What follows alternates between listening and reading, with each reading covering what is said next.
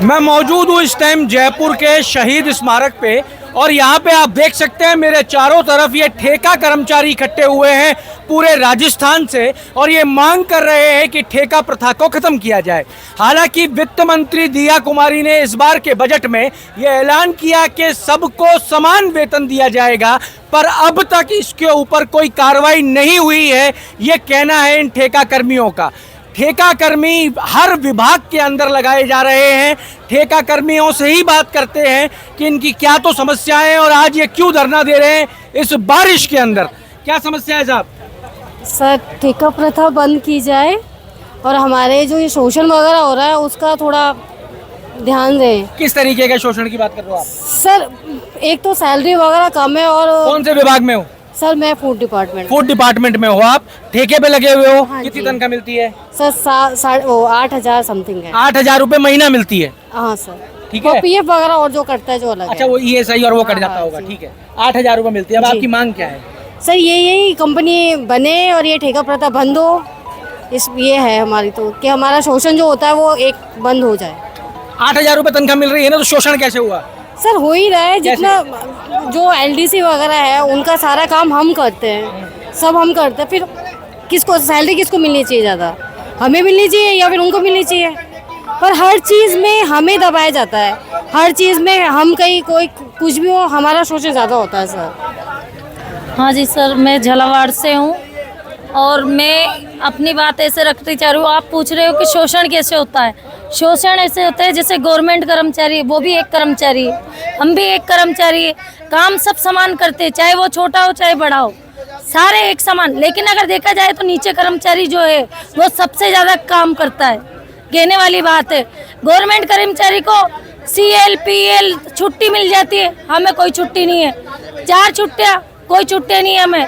वेतन की बात की जाए तो 6,000 रुपये। 6,000 रुपये में क्या होता है सर? आप हमारी अगर जगह आकर देखो कि 6,000 में मैं मेरे हस्बैंड का ऑपरेशन करवाने के लिए आई हूँ। ये बैठा हुआ है, कैंसर का ऑपरेशन करवाया मैंने अभी, मेरे को 2 महीने हो गए।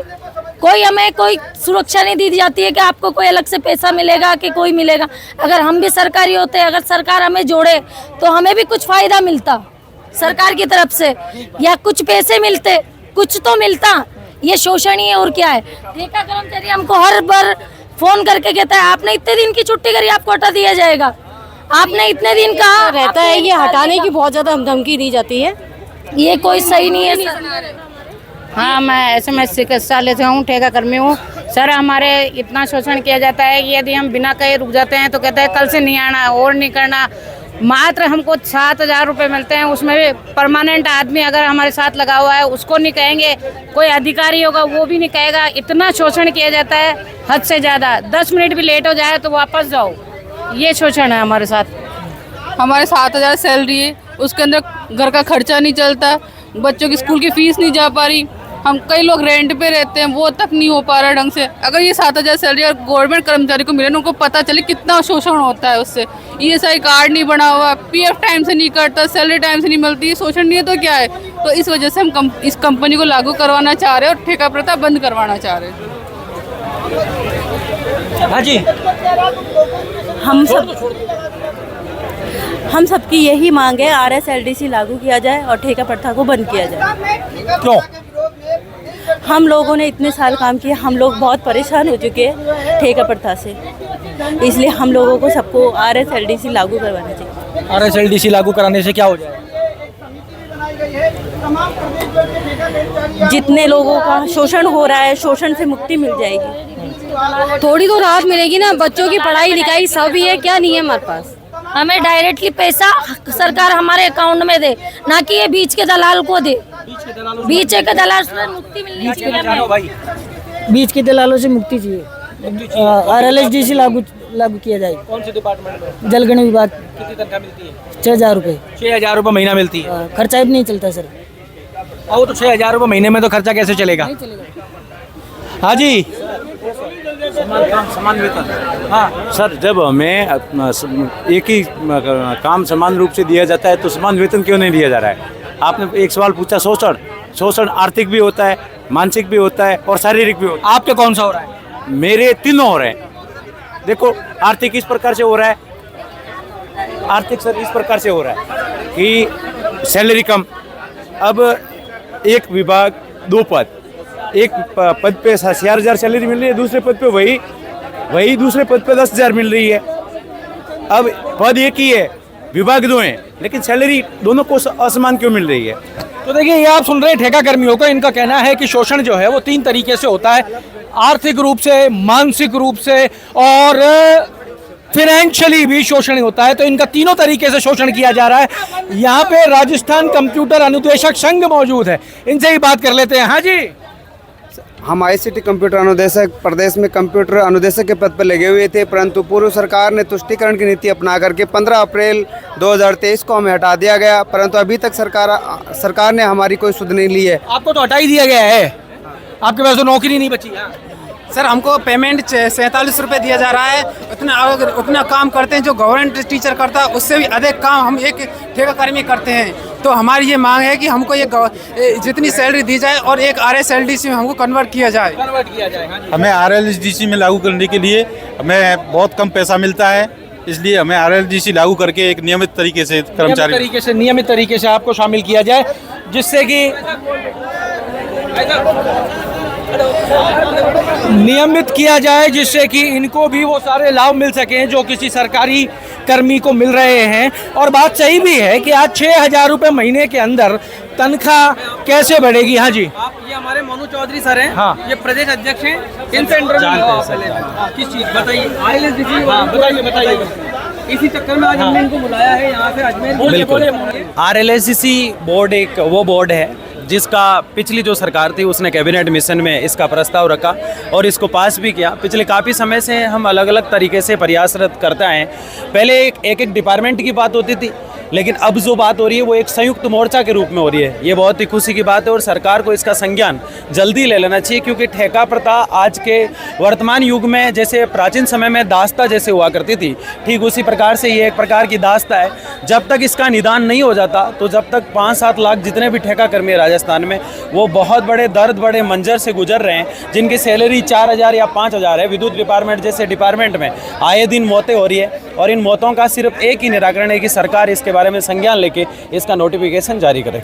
देखिए, अब तक ठेका कर्मी जो आंदोलन करते थे वो आंदोलन जो है वो हुआ करता था इंडिविजुअल लेवल पे, लेकिन आज ये ठेका कर्मी जो हैं वो एक हो गए हैं और एक साथ एक मंच पे आकर लाखों की संख्या में आज ये अपना विरोध दर्ज करा रहे हैं।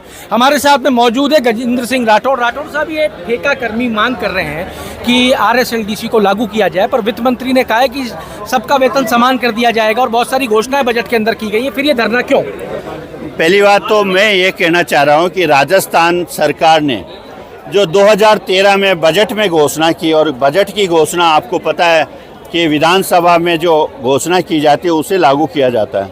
और निश्चित तौर पे शोषण से मुक्ति के लिए, राजस्थान के ठेका प्रथा से मुक्ति के लिए रेक्सो की तर्ज पर 2023 में घोषणा की गई थी कि इनको RSLDC की गठन किया जाएगा और इस गठन का कैबिनेट में स्वीकृति हो चुकी है और राज्यपाल के यहाँ से भी अनुमोदन हो चुका, जैसा कि पता चला।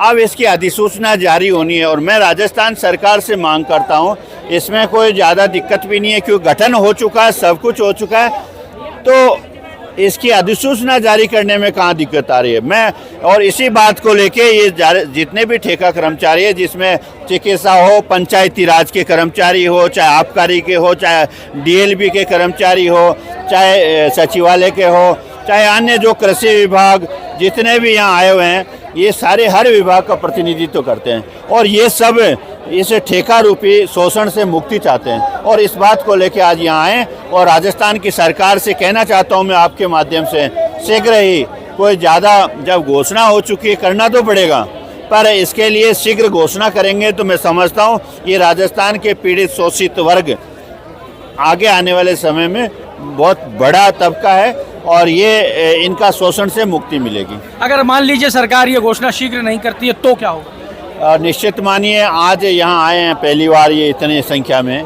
और आज अगर सरकार ने इनके बारे में नहीं सोचा तो निश्चित मानिए आने वाले समय में ये सारे जितने 3 लाख ठेका कर्मचारी है ये जयपुर की धरती पे होंगे, सारे काम बहिष्कार करके आएंगे और अगर ज़रूरत पड़ी तो सारा काम भी बहिष्कार करेंगे। काम का बहिष्कार किया जाएगा। और आप समझ लीजिए 3 लाख ठेका कर्मी है, यानी कि राजस्थान के 3 लाख परिवार इस टाइम सरकार से मांग कर रहे हैं कि RSLDC की अधिसूचना जारी करनी है, वो कर दी जाए। अगर ये अधिसूचना जारी नहीं की जाती है तो आंदोलन की चेतावनी दी जा रही है, और अगर ये आंदोलन होता है तो क्या इसका फर्क या इसका असर उपचुनाव में भी देखने को मिलेगा, और अगर उपचुनाव में इसका कोई प्रभाव देखने को मिलता है तो क्या भारतीय जनता पार्टी जिसकी सरकार है अभी, क्या उसको उपचुनाव में नुकसान झेलना पड़ सकता है। तो सरकार को देखना होगा कि अधिसूचना कितनी जल्दी जारी की जाए, क्योंकि इन ठेका कर्मियों ने अपना मोर्चा खोल दिया है। अमर उजाला के लिए जयपुर से मैं आशीष। अगर आप ये वीडियो YouTube पर देख रहे हैं तो हमारे चैनल को सब्सक्राइब करें और बेल आइकन को दबाना ना भूलें। अगर आप Facebook पर ये वीडियो देख रहे हैं तो हमारे पेज को लाइक करें।